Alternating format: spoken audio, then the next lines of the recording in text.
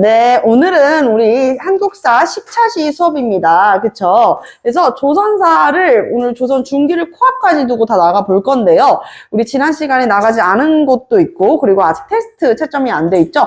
그래서 조선의 중앙정치 제도와 지방행정 제도 한 다음에 군사, 교육, 그리고 관리 등용제도까지 같이 한번 나가보도록 하겠습니다. 준비됐나요?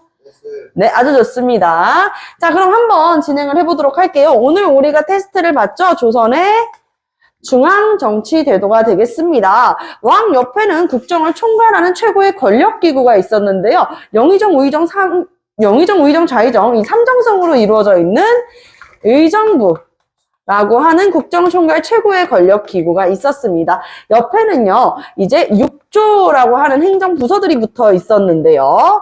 6가지의 부서로 이루어져 있었으며, 우리 전범위 한국사를 듣는 친구들이라면 이미 이 6조의 명칭을 저기 발해에서부터 달달달달 외웠었던 걸로 선생님이 기억하고 있는데 맞죠? 그쵸? 자, 6조의 명칭 한번 가볼까요? 2조, 호조, 예조, 병조, 그렇지, 병조, 형조, 공조, 그렇죠, 공조까지 해가지고 총 6개의 부서가 있었다. 칸이 잘 안 맞네요, 그쵸? 칸이 안 맞는 관계로 이렇게 급하게 하나 급조해서 만들었습니다. 자, 그리고 이 밑에는 쭈루룩 줄이 이렇게 그어져 있는데, 자, 2개의 기구, 그리고 3개의 기구, 밑에는 하나, 둘, 셋 해가지고 총 8개의 기구의 이름을 써주시면 되는 문제였었습니다. 어렵지 않죠? 그쵸? 같이 한번 해볼게요. 자, 요 왕 바로 밑에 붙어 있는 2개의 기구는요, 왕권을 어떻게 해주는 기구예요? 뒷받침해주는 기구예요. 알겠죠? 왕권을 뒷받침해주는 기구이다.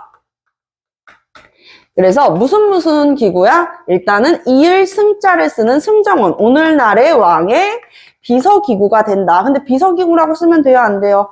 안 돼요. 아시겠죠? 왕명출납을 담당한다 라고 써주셔야 됩니다. 왕명출납을 담당하는 왕과 가까운 왕의 목소리를 듣고 이렇게 출납하는 기구가 되겠습니다. 자, 그러면 또 왕권을 뒷받침해주는 강력한 권력기구가 있었는데 이것은 무엇이었을까요? 금마는 두관참시에 처한다. 뭐였죠? 을금부죠, 을금부. 아무것도 모르겠다는 표정으로 보고 있어요. 자, 을금부가 되겠습니다. 을금부는요, 나라의 큰 죄인을 처벌하는 기구였어요. 영무라든지 아니면은 왕을 시해하려고 하는 그런 반역을 꾀하려는 자를 어떻게 하는 기구예요? 처벌하는 기구죠. 그렇기 때문에 왕권을 뒷받침해주는 기구이다. 특별사법기구다라고 볼 수 있겠고요. 특별사법기구라고 쓰지 않으셨다면 나라의 큰 죄인을 처벌하는 기구라고 쓰셔도 무관하겠습니다. 그냥 사법은 안 됩니다. 아시겠죠? 안 됩니다. 자, 그러면 우리 이번에는 여기 한번 볼게요. 여기는요, 파란색으로 이루어져 있어요. 여기는 왕권을 견제해 줍니다. 왕권이 한쪽으로 힘이 너무 쏠리지 않도록 왕권 견제 기구가 되겠습니다. 자, 왕권 견제가 어떻게 되는지 한번 봅시다. 첫 번째, 사헌부, 그리고 사관원, 제2의 집현전이 되는 성종 때 만들어진 홍문관까지 총 요 3가지의 부서를 뭐라고 불렀을까? 삼사라고 부릅니다. 뭐라고요? 삼사라고 부릅니다. 아시겠죠? 네? 네, 사헌부입니다. 자, 이 삼사는 왕권을 견제하기 위한 오늘날의 언론기구의 역할을 했어요. 그래서 선생님이 성종 때 살림 세력들이 등용된다 그랬었죠? 살림 세력들이 주로 어디로 등용이 돼? 삼사 위주로 홍문관을 중심으로 등용이 되었었다라고 이야기를 합니다. 그러면 사헌부부터 무슨 기구인지 볼까요? 사헌부는 오늘날로 치면은 검찰기구예요. 검찰기구. 선생님, 검찰이 뭐 하는 사람들이죠? 비리를 감찰하는 사람들이죠. 그래서 비리감찰이라고 써주시면 되겠습니다. 검찰 박스 들어봤잖아. 그치? 검찰들이 이제 박스 들고 막 이제 다 들어가가지고 검찰 조사 막 하잖아요. 자, 사관원은요, 우리 되게 재밌게 깔깔 웃으면서 배웠었어요. 간사한 거랑 180도 다른 걸 우리가 뭐라 그래? 사관원이라고 얘기했다 그랬죠. 왕한테 뭐 하는 거야? 직언하는 기구예요. 왕에게 직언을 하는 기구이다. 전하 아니되옵니다. 죽여주시옵소서. 통촉하여 주시옵소서. 자, 홍문관은 무슨 기구냐? 제2의 집현전이라고만 쓰면은 안 된다고 말씀드렸어요. 그쵸? 돼요? 안 돼요? 안 돼요. 그럼 뭐라고 써야 될까요? 바로 경연을 주관하고 왕의 정치 자문기구로 활용이 되었었다. 그래서 자문기구 또는 경연주관 둘 중에 하나가 있어야지 정답 처리하도록 하겠습니다. 아시겠나요? 네, 좋습니다. 자, 그렇다면은 요 밑에 있는 세 가지도 같이 한번 볼게요. 일단은요, 한성부가 있었죠. 한성이 어디야, 얘들아? 수도, 한양이죠. 그쵸? 그렇기 때문에 한양의 치안을 그렇죠. 담당하는 기구가 한성부였었고 또 그 밑에는 무엇이 있었냐? 역사서를 편찬하고 보관하는 춘추관이 있습니다. 춘추관. 이 춘추관은요. 역사서를 편찬하고 맞습니다. 보관하는 역할을 했습니다. 또 마지막은 무엇일까요? 맨 마지막. 국립 최고의 교육기구. 그렇죠. 성균관이 되겠습니다. 국립 최고의 교육기구 성균관이 있었다. 그래서 그대로 적어주시면 돼요. 국립 최고의 교육기구이다. 이렇게 써주시면은 여러분들 채점 다 끝나죠? 어렵지 않죠? 자, 선생님이 점수 한번 파악해 볼게요. 몇 개 맞았는지 한번 확인해 보도록 하겠습니다. 자, 여러분, 선생님이 깜빡한 게 있어요. 6조에서 무엇을 했는지 6조의 기능을 안 얘기했네요. 미안합니다. 2조는 뭐 한다 그랬죠? 안녕하세요. 안녕하세요. 그렇죠. 인사를 담당한다. 근데 그 인사가 안녕하세요. 이 인사는 아니다 그랬어요. 나라의 관리를 등용하고 채용하고 관리하는 게 바로 인사과. 호조는 나라의 재정을 담당하고 예조는 외교. 그렇지. 외교. 자, 병조는 뭐예요? 군사. 그렇지. 군사를 담당을 합니다. 그럼 형조는요? 형법 제21조. 그렇지. 사법기구, 법에 대한 기구였었죠. 공조는 뭐예요? 건설. 그렇죠. 토목과 건축 아주 다 엘리트들입니다. 그쵸? 그래서 여기까지 해가지고 여러분들 시점해 주시면 되고 선생님이 기왕 이렇게 조금 더 이야기를 한 겸에 조금만 더 이야기를 할게 얘들아. 조선시대는 왕도 정치를 추구했었기 때문에 왕의 권한이 너무 전제적으로 한 곳에 모이는 것을 원치는 않았어요. 그렇기 때문에 왕의 말씀이 의정부에서 6조에서 의정부를 거쳐가지고 왕한테 가는 무슨 서사제? 그렇죠. 의정부 서사제를 추구를 했습니다. 하지만 일부 강력한 왕권을 추구했었던 태종 이방원이나 수양대군이었었던 세조, 7대왕 세조 같은 경우에는 의정부 서사제가 아닌 왕의 권력을 강하게 하는 무슨 제? 그렇죠. 6조로 바로 다이렉트로 가게 되는 6조 직계제를 실시를 했습니다. 그래서 6조로 이렇게 가게 되면은 6조 직계제는 왕의 권한은 어떻게 되겠어요? 네, 그렇죠. 높아지죠. 하지만 의정부의 기능은 그렇죠. 약화되는 것입니다. 여기까지 이해해 주시면 좋을 것 같습니다. 선생님이 다시 한번 점수 체크할게요. 자, 그러면 요게 이제 조선의 중앙정치제도였었죠? 이번에는 조선의 지방행정제도를 다시 한번 복습을 해볼 거야. 자, 지방행정제도. 고려랑 비교하는 식의 문제가 굉장히 잘 나온다라고 이야기를 했어요. 그렇기 때문에 고려는 얘들아 전국을 어떻게 나눴지? 경기, 그리고 오도, 양계, 국경지대인 북계와 동계로 해가지고 양계로 나누었었죠. 그쵸? 그런데 조선시대는 전국을 어떻게 나누었었지? 팔도. 아주 좋습니다. 팔도. 경기도, 황해도, 평안도, 함경도, 전라도, 충청도, 또 두 개. 경상도, 전라도 해가지고 총 8개의 도로 나누었었다라고 말씀을 드렸었습니다. 그래서 마찬가지로 이 팔도 아래에 부목, 군현을 설치를 했어요. 자, 이 팔도에다가 파견했었던 지방관을 우리가 뭐라고 부를까? 맞추는 사람 소정의 사은품? 팔도에 파견했었던 지방관. 뭐라고 했을까요?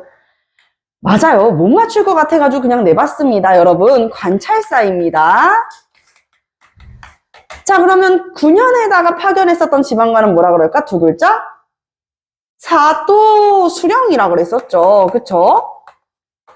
그래서 관찰사는 수령을 어떻게 해요? 감찰하는 역할을 한다 그랬었죠. 수령은 지방의 모든 이제 군사, 법에 대한 실무에 대한 권한이 있었어. 하지만 단점이 있었는데 어떤 단점이 있었냐면 이 수령 같은 경우에는 상피제, 상호 피하는 제도, 뭐 어디에다가 이제 피하는 제도야? 연구가 있는 지역에는 수령으로 파견될 수가 없어요.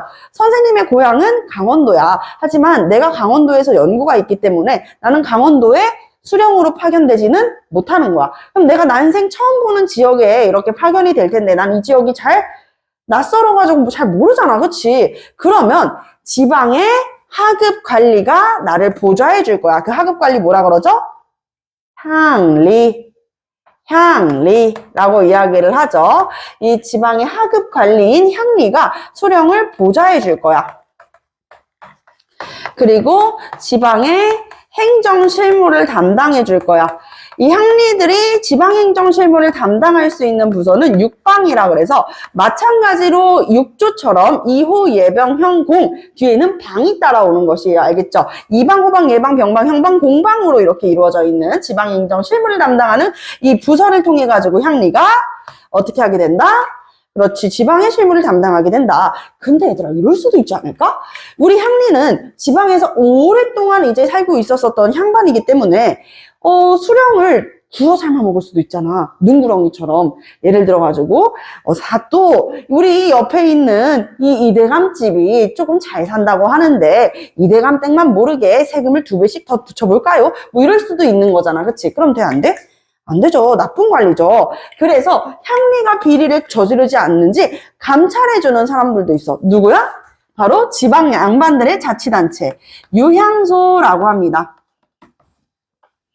자, 유향소라고 이야기를 해요. 그래서 이 유향소는요, 마찬가지로 수령을 보좌하고, 향리를 감찰하며,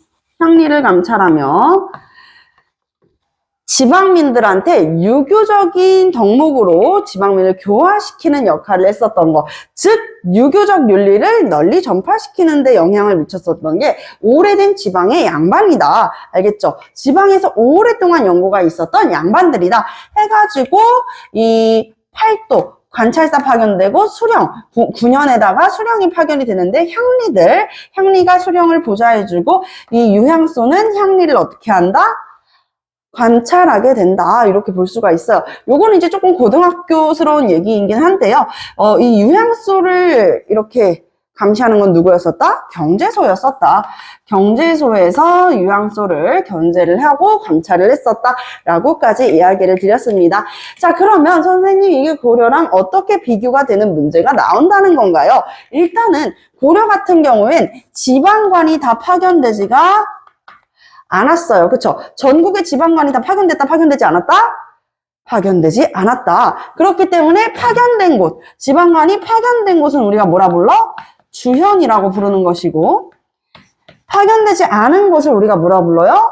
속현이라고 부릅니다. 그러면 주현이 더 많았어? 속현이 더 많았어? 우리 테스트 이미 봤었지. 그치? 주현이 더 많아서 속현이 더 많았어. 그렇지. 속현이 훨씬 더 많았었단 말이야. 속현이 더 많았습니다. 그렇기 때문에 조선시대랑은 다른 거야. 조선시대는 전국에 지방관을 파견을 했었지만 지금 고려 같은 경우에는 파견되지 않은 지역이 훨씬 더 많았었다라는 것이죠. 또한 고려 같은 경우에는 특수행정구역이 있었어. 특수행정구역이라는 게 있었다. 이 특수행정구역이 어떤 구역이 있었는지 혹시 기억날까? 그렇지. 아주 좋아요. 향과 부곡. 그리고 마지막 소라는 곳이 있었죠. 향, 부곡은 농사에 종사하는, 농업에 종사하는 농경특수행정구역이었었고, 소 같은 경우에는 우리 수공업에 종사하는 특수행정구역이었었다. 그쵸? 아시겠죠? 자, 그래서 향부곡소라고 하는 특수행정구역. 조선시대에 들어서는 과연 어떻게 될까, 얘들아? 조선시대에 들어서는 이 특수행정구역이 어떻게 돼요? 없어지게 된다. 이 포인트가 되게 중요해. 근데 그냥 삭제가 되는 게 아니야? 어떻게 된다 그랬어? 일반 군현으로 승격된다라는 포인트를 말씀을 드렸었죠. 조선시대에 접어들어서는 이 특수행정구역이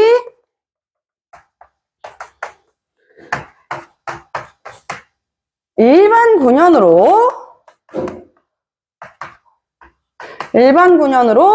승격이 된다라는 말씀입니다. 아시겠죠? 일반 군현으로 승격이 된다. 그래서 뭐가 없어진다? 뭐가 없어진다? 특수행정구역 향부곡소 없어집니다. 아시겠죠? 조선시대에는 특수행정구역이 없다라고 이해를 같이 해보실 수가 있겠네요. 그쵸? 어렵지 않습니다. 그쵸? 다 하셨어요? 다 한번 확인해 볼게요. 잠시만요. 자, 좋습니다. 자, 그러면 다시 와가지고 오늘 이제 본 진도를 같이 한번 나가볼 건데 3강으로 같이 한번 틀어주십시오. 3강 펼쳐주십시오. 조선의 군사, 그리고 교육, 그리고 관리 등용 제도에 대해서 우리가 같이 한번 알아보겠습니다. 자, 그러면 일단은 군사제도 한번 볼까? 여러분들 기억날지 모르겠지만 우리가 지난주에 바로 테스트 봤던 거거든. 고려의 군사제도를 보면은 어떻게 나누어져 있어요? 지방군과 그리고 중앙군이 있죠. 그쵸? 고려의 중앙군은 뭐예요? 고려의 중앙군 뭐였어? 왜 대답이 없을까? 고려의 중앙군 기억 안 나요? 여러분들? 여러분들 2군 6이라고 하는 중앙군이 있었습니다. 왕실과 수도를 이렇게 방비했었던 게 2군이었었죠. 그쵸? 자, 2군 6이라고 하는 중앙군이 있고 지방군은요.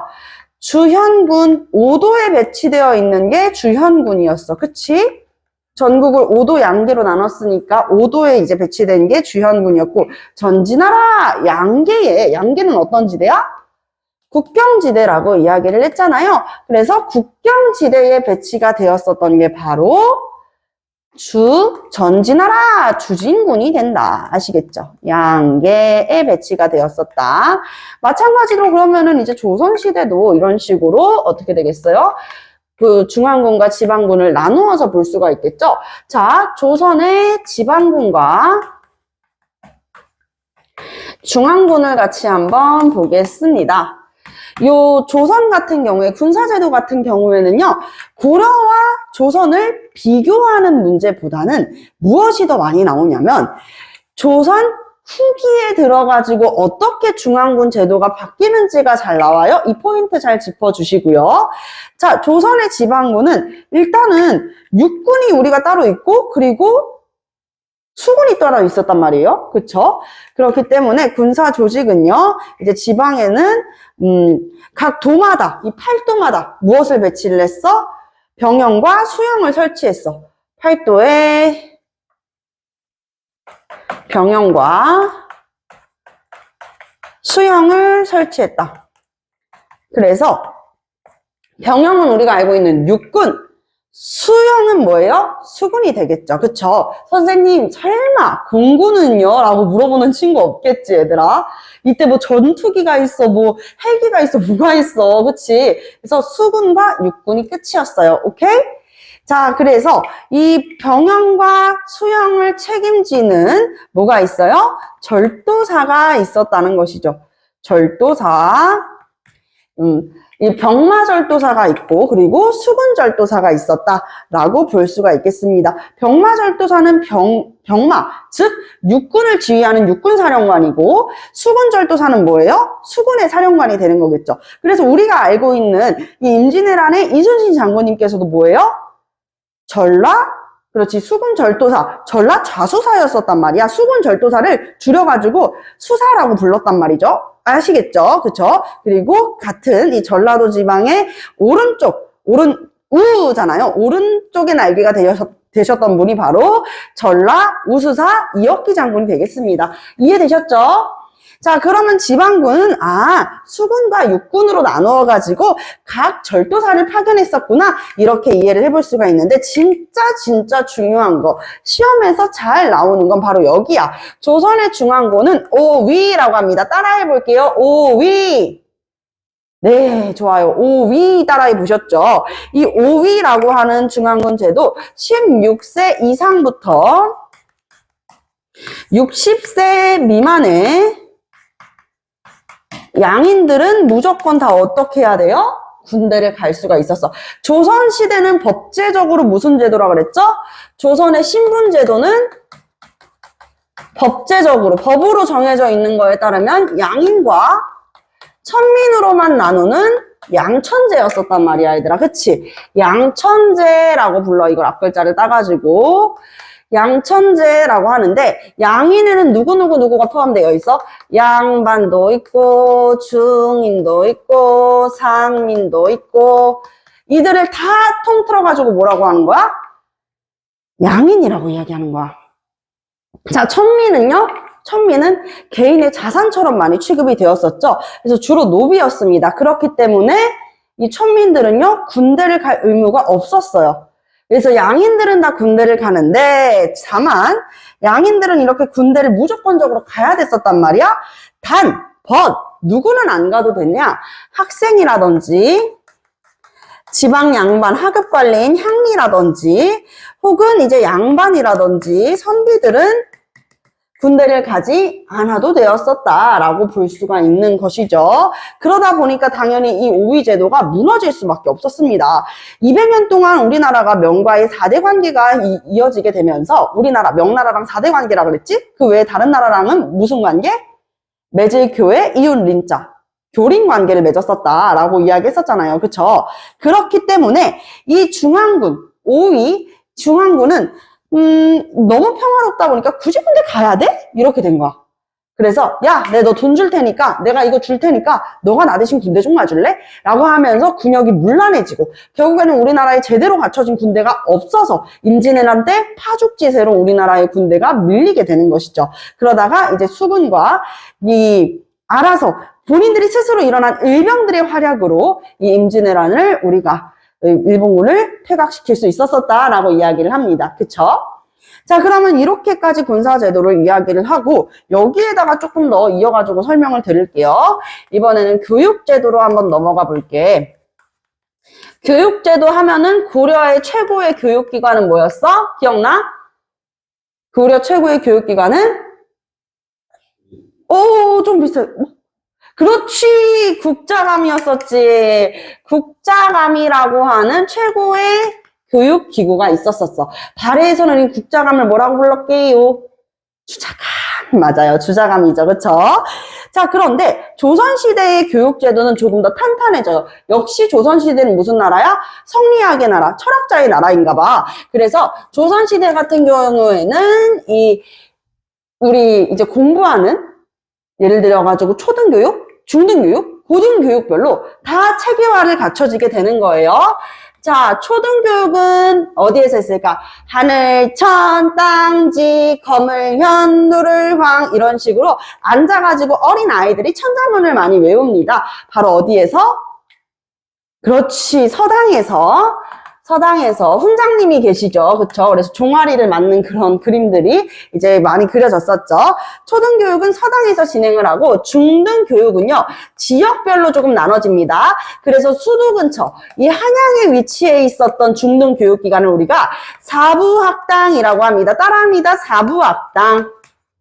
네, 좋습니다. 이 사부학당은 한양에 중심이 되어 있었고요. 그럼 선생님, 예를 들면 뭐 전라도나 경상도에 살고 있는 사람들, 강원도나 평안도, 함경도에 살고 있는 사람들은 한양이 멀 거 아니에요. 중등교육을 받겠다고 한양까지 갈 수도 없고, 어떻게 해야 되죠? 그래서 지방마다 설치되어 있었던 무엇이 있었다? 지방마다 설치되어 있었던 지방의 중등교육기관. 향교가 있었습니다. 따라할게요. 향교. 아주 좋습니다. 자, 그러면 고등교육기관은 어디였었냐? 우리가 이미 오늘 시험을 보았었죠? 국립 최고의 교육기구였었던 어디?